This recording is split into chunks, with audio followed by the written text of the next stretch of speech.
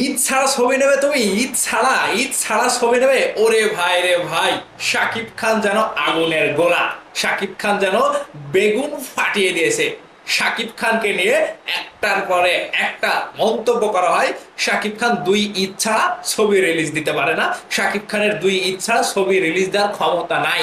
শাকিব খান কোনো নায়ক না। এই কথাগুলো কে বলে ভাই? এই কথাগুলো ওই লোকটাই বলে। ওই লোকটা হচ্ছে বেগুন। সেই লোকের বেগুন একেবারে ফাটিয়ে দিয়েছে শাকিব খান। প্রত্যেকটা সাংবাদিক সেখানে উপস্থিত ছিল। সেই ভরা মজলিসে যেন বাগুনে আগুন লাগিয়ে দিল মেগাস্টার শাকিব খান। ভারত এই কথাগুলো, শাকিব খানকে নিয়ে এই কথাগুলো তারাই বলে যে সকল সাংবাদিকরা ওই লোকের সাক্ষাৎকার নাই। আমি বলছি আমাদের ইকবল সাহেবের কথা।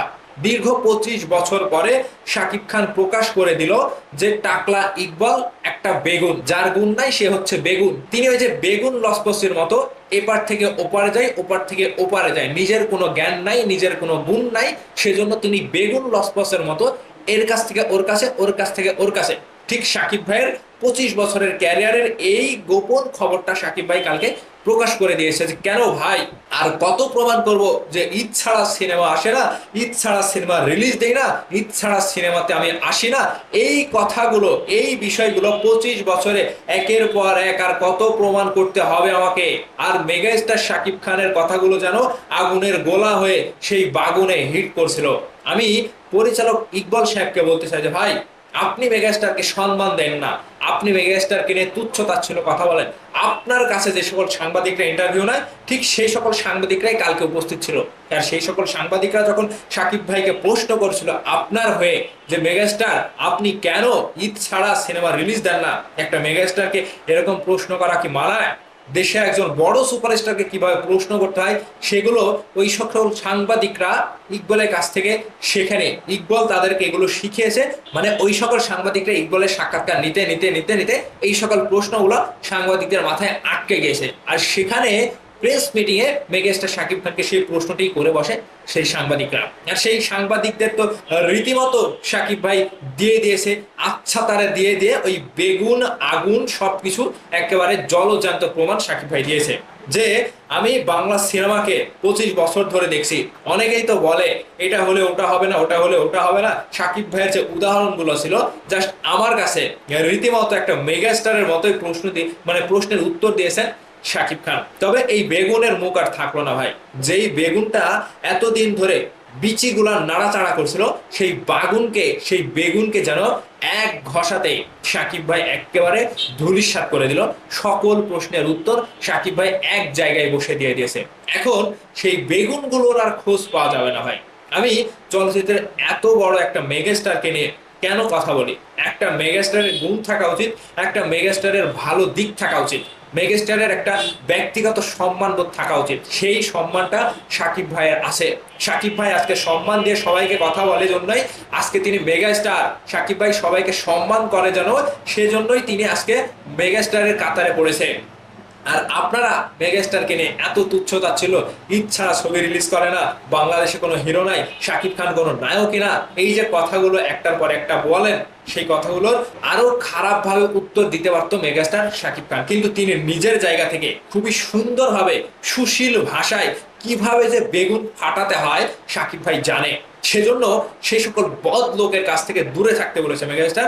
সেই সকল কালো ছায়া থেকে, কালো ছায়ার হাত থেকে দূরে থাকতে বলেছে মেগাস্টার শাকিব খান। তো আসলে মেগাস্টারের গুণ কতটা সম্পূর্ণ গুণ সম্পূর্ণ তিনি কালকে প্রমাণ হয়েছে। মেগাস্টারের কথাগুলো যেন ভেতর থেকে একটা জ্বলন্ত আগুনের গোলা হয়ে সকলকে হিট করেছে। সেই কথাগুলো শোনার পরে সোশ্যাল মিডিয়াতে একটা ঝড় উঠেছে। আর এই ঝড়টি তুফানের ঝড়কে দ্বিতীয় তুফান বলে সম্বোধন করা হচ্ছে। শাকিব খান ভাই তুফানের মতোই ঝড় তুলে দিল সোশ্যাল মিডিয়াতে। তবে যেগুলো নিয়ে কথা বলেছে মেগাস্টার একেবারে কারেন্ট পিক আপ, প্রত্যেকটা কথা যেন একেবারে সময় উপযোগী কথা, কোনো অবাঞ্ছিত কথা নয়। প্রত্যেকটা কথা যেন চলচ্চিত্রের মানুষকে একটা শিক্ষার গুণ ভেতরে ঢুকে দিয়েছে। আর এই কথাগুলো শোনার পরেও যদি ওই সকল বেগুন আলাদের, ওই সকল বেগুন টাকলাদের যদি জ্ঞান বুদ্ধি না হয়, তাহলে সেই ব্যর্থতা তাদের। তো একটা কথা সবসময় বলবো, যার গুণ থাকে সেই হচ্ছে মহাগুণী, আর সেই সুপারস্টার হয়, সেই মেগা স্টার হয়। তিনি হাত পা নাড়িয়ে বসে থেকে সুপারস্টার হয়নি, তিনি 25 বছর বসে থেকে খেয়ে খেয়ে সুপারস্টার হয়নি। তার ভেতরে সেই গুণটা রয়েছে, সেই জন্যই তিনি আজকে বাংলার একমাত্র মেগা স্টার। তো ভাইবাদাস, শাকিব খানকে নিয়ে যাদের যত জ্বালা যন্ত্রণা ছিল, গতকালকে মেগা স্টার শাকিব খান একেবারে সবাইকে বুঝিয়ে দিয়েছে যে হ্যাঁ, শাকিব খান যখন কথা বলে, চুপ থেকে থেকে যখন কথা বলে, সেগুলো এক একটা আগুনের মতো জ্বালিয়ে দেয় সবাইকে। তো গতকাল যে প্রেস মিটিং ছিল, কলকাতার নায়িকা মিমি চক্রবর্তী শাকিব খানকে দেখে অবাক, যে তিনি কিভাবে এত সুন্দরভাবে সুশ্রী ভাষায় জবাবগুলো দিল। রীতিমতো শাকিব খানের মুখের দিকে তাকিয়ে মিমি চক্রবর্তী নিজেকে হারিয়ে ফেলছিল যে আমি কোন সুপারস্টারের পাঁজরে বসে আছি।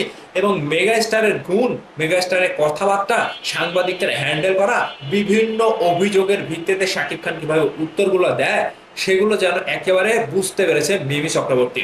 তিনিও কিন্তু একটা বড় পর্যায়ের মানুষ, তিনি কলকাতার সংসদের একজন সদস্য। তিনি কিন্তু নিজের জায়গা থেকে মেগাস্টারকে খুবই ভালোভাবে সম্বোধন করেছেন যে হ্যাঁ, শাকিব খান কখনোই ওই যে দেরি করে আসা বলেন কিংবা একজন ইচ্ছা করে দেরি করে আসে এরকম না। আসলে বাঙালিরা সবাই বাঙালি, সেটা এপার বাংলার হোক ওপার বাংলার হোক। আর কলকাতার নায়িকা মিমি চক্রবর্তী তিনি যে সুন্দরভাবে শাকিব খানের সাথে মিলেমিশে অভিনয় করেছে, এবং প্রেস মিটিং এ যে সুন্দর একটা আন্ডারস্ট্যান্ডিং আমি দেখলাম, যেখানে বাংলাদেশের কোনো নায়িকার সাথে শাকিব খানের এরকম আন্ডারস্ট্যান্ডিং নাই। এই প্রথম তুফান সিনেমাটিতে কিন্তু শাকিব খানের সাথে মিমি চক্রবর্তী অভিনয় করেছে, আর এই প্রথম অভিজ্ঞতা থেকেই তিনি মেগাস্টারকে চিনে ফেলেছে যে হ্যাঁ, শাকিব খান কেমন মানুষ আর তিনি কোন পর্যায়ের মন মানসিকতা নিয়ে চলাফেরা করেন। আসলে মেগাস্টারের মন যেন এরকমই হয়, বড় মানুষদের ভালোবাসা যেন এরকমই হয়। কিন্তু শাকিব খানকে নিয়ে তুচ্ছ তাচ্ছিল্য করা আজকে বাংলাদেশের জন্য ব্যর্থতার পরিচয়। শাকিব খানকে ভালোভাবে ব্যবহার না করতে পারা বাংলাদেশের প্রযোজক পরিচালকদের জন্য একটা ব্যর্থতার পরিচয়।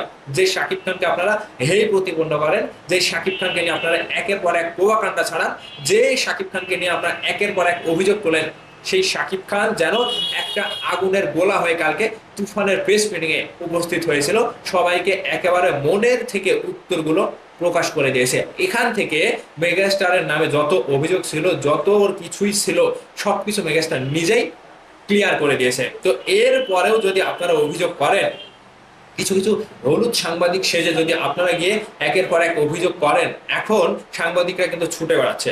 সাংবাদিকদের একের পর এক অভিযোগ থাকছেই যে সাংবাদিকদের উপরে বিভিন্ন রকম ভাবে লাঞ্ছিত করা হয়েছে, সাংবাদিকদের সেই সম্মানটুকু দেওয়া হয়নি, সাংবাদিকদের প্রাধান্য দেওয়া হয়নি। এই সকল কথাবার্তা কিন্তু সাংবাদিকরা এখন মানে সোশ্যাল মিডিয়াতে লেখালেখি করছে, কিন্তু কোনো কিছুতে লাভ নাই। কালকের অনুষ্ঠান সারা বাংলাদেশ, সারা বিশ্বব্যাপী সকলেই দেখেছে আসলে কে দোষ করে এবং কে ভালো মানুষের পরিচয় দেয় এবং কে মানুষকে সম্মান দিতে জানে, সেটা শাকিব খানকে দেখে সকলেই বুঝে গিয়েছে। তো এরপরে আর কোনো কথাবার্তা বলার কোনো দরকার আমার মনে হয় না যে আছে। তো ভাইবাদাস, শাকিব খানের গতকালকে শাকিব খানকে নিয়ে যে অভিযোগগুলো তোলা হয় এবং শাকিব খানকে যে বলা হয় যে শাকিব খান ঈদ ছাড়া আসে না, সিনেমা রিলিজ করে না, ঈদ ছাড়া শাকিব খানের কোনো মার্কেট নাই, শাকিব খান বসে থাকে, ঈদের বাইরে সিনেমা মুখ দিলে লস খাবে, এর প্রমাণ হবে দরদে, এর প্রমাণ হবে আরো নতুন নতুন যে কয়টা সিনেমা আসছে, সেই সকল সিনেমা দিয়ে মেগাস্টার আবারও প্রমাণ করে দেবে।